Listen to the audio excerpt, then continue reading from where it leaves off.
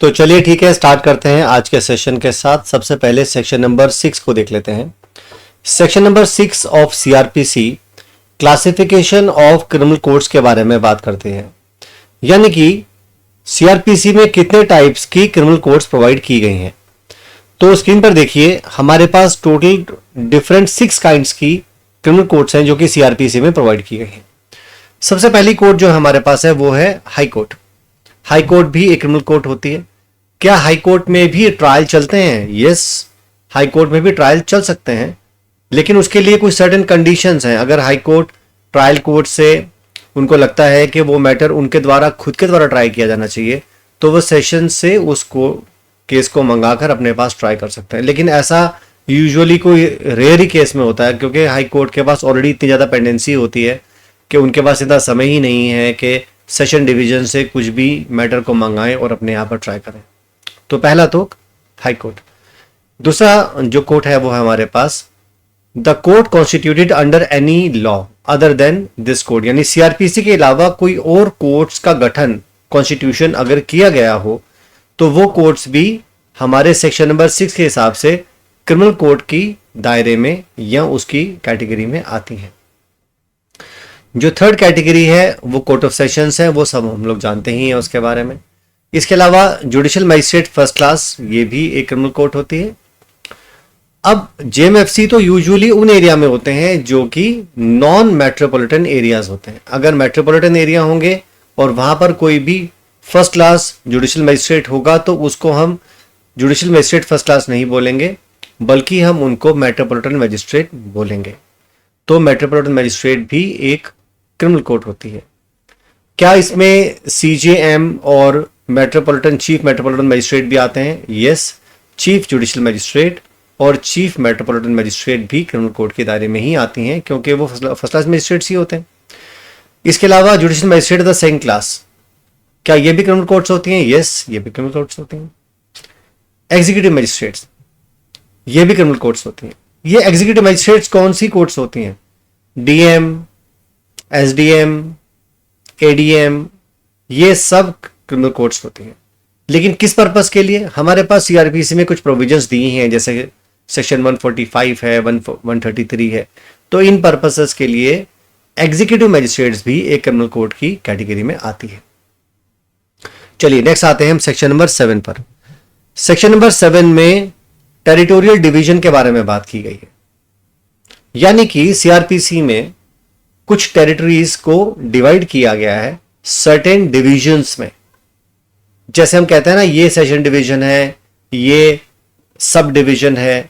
तो कुछ डिविजन्स और सब डिविजन्स होते हैं, और उस डिवीजन सब डिविजन के हिसाब से ही कुछ अपॉइंटमेंट्स जुडिशियल ऑफिसर्स के होते हैं।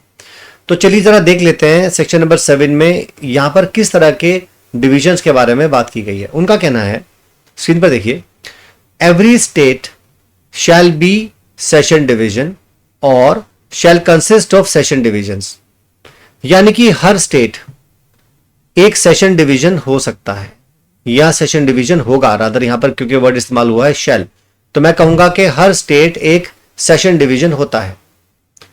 या फिर वो कह रहे हैं shall consist of session divisions, या हर स्टेट में सेशन डिवीजन हो सकते हैं। And every session division shall for the purpose of this code be district और कंसिस्ट ऑफ डिस्ट्रिक्ट्स, और हर सेशन डिवीजन में क्या होगा? डिस्ट्रिक्ट्स होंगी या उसमें डिस्ट्रिक्ट शामिल होंगी। तो बेसिकली हमारे पास स्टेट्स हैं, स्टेट्स एक सेशन डिवीजन हो सकता है या उसमें सेशन डिवीजन्स हो सकते हैं। हर सेशन डिवीजन्स में डिस्ट्रिक्ट हो सकते हैं हमारे सीआरपीसी के पर्पस के लिए। लेकिन उन्होंने आगे कुछ कंडीशन भी लगाई है, क्योंकि यहां पर लिखा है प्रोवाइडेड।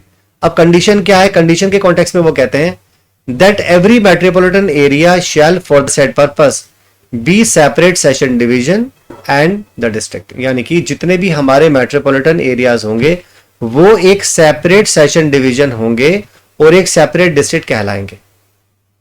तो हमारा सेक्शन नंबर 7 का सबसेक्शन नंबर 1 ये कहता है हर स्टेट एक सेशन डिवीजन होगा या उसमें सेशन डिवीजन्स होंगे, हर सेशन डिवीजन्स में डिस्ट्रिक्ट्स होंगे, और अगर मान लीजिए मेट्रोपॉलिटन एरिया है तो वो एक सेपरेट सेशन डिवीजन कहलाएगा और एक सेपरेट डिस्ट्रिक्ट कहलाएगा। बस इतनी सी बात उन्होंने सेक्शन नंबर 7 के सबसेक्शन नंबर 1 में मेंशन की है। चलिए नेक्स्ट आते हैं सबसेक्शन नंबर 2 पर। सबसेक्शन नंबर 2 कहता है the state government may after consultation with the high court alter the limit और the number of such division and the districts. अब ये स्टेट गवर्नमेंट क्या कर सकती है? स्टेट गवर्नमेंट हाई कोर्ट के साथ कंसल्ट करने के बाद, स्टेट गवर्नमेंट हाई कोर्ट से कंसल्ट करने के बाद इन सेक्शन डिविजन्स के या इस डिस्ट्रिक्ट्स की जो लिमिट है उसको बदल सकती है, उनको ऑल्टर कर सकती है। मान लीजिए अभी एरिया में कुछ पर्टिकुलर किलोमीटर्स के दायरा आ रहा है। अब स्टेट गवर्नमेंट ये चाहती है हाई कोर्ट के कंसल्टेशन से कि इसका दायरा हमको बढ़ा देना चाहिए। तो क्या वो उस लिमिट्स को, नंबर ऑफ डिविजन्स को बढ़ा सकते हैं? हाँ, नंबर ऑफ डिविजन्स को बढ़ा सकते हैं, नंबर ऑफ डिस्ट्रिक्ट्स को भी बढ़ा सकते हैं, उनके एरिया को भी चेक करना चाहें तो एरिया को भी बढ़ा घटा सकते हैं। इसके अलावा थर्ड सबसेक्शन नंबर 3 में उनका कहना है the state government may after consultation with the high court divide any district into sub division.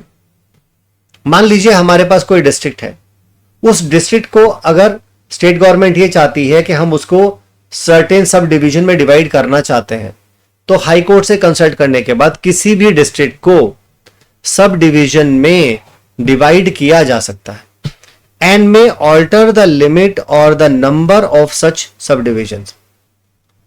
अगर वो उसकी लिमिट को लिमिट डाउन करना चाहते हैं, मान लो उसके एरिया को लिमिट डाउन करना चाहते हैं तो कुछ लिमिट भी लगा सकते हैं। अगर उनके नंबर को बढ़ाना घटाना चाहते हैं सब डिविजन्स को, तो वो भी कर सकते हैं। तो ये करेगा कौन? स्टेट गवर्नमेंट करेगी। क्या कोई राय लेंगे किसी से कंसल्ट करेंगे? यस, कंसल्ट करेंगे। किससे कंसल्ट करेंगे? हाई कोर्ट से कंसल्ट करेंगे। ठीक हो गया। नेक्स्ट आते हैं फोर्थ पर। फोर्थ कहते हैं the session divisions, districts and sub divisions existing in the state at the commencement of this code. यानी कि मान लो हमारे पास कोई भी सेशन डिवीजन है, कोई डिस्ट्रिक्ट है, कोई सब डिविजन्स हैं और ये ऑलरेडी किसी स्टेट में हमारे सीआरपीसी के लागू होने पर ऑलरेडी एग्जिस्ट कर रहे थे।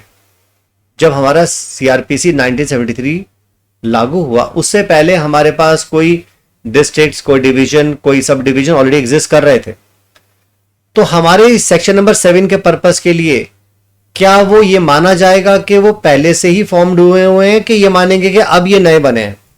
तो यहां पर वो कहते हैं shall be deemed to be have been formed under this section। तो जो सेशन डिविजन्स, जो डिस्ट्रिक्ट्स और सब डिविजन्स जो कि पहले से बने हुए थे हमारे सीआरपीसी लागू होने से पहले, उनको हम एज इट इज कंसिडर कर लेंगे हमारे इस सीआरपीसी 1973 के पर्पस के लिए, और यही मान लेंगे कि इस एक्ट के तहत ही ये डिस्ट्रिक्ट्स, ये सेशन डिविजन्स और ये सब डिविजन्स या डिस्ट्रिक्ट्स इस सेक्शन के तहत ही कॉन्स्टिट्यूट हुए हैं।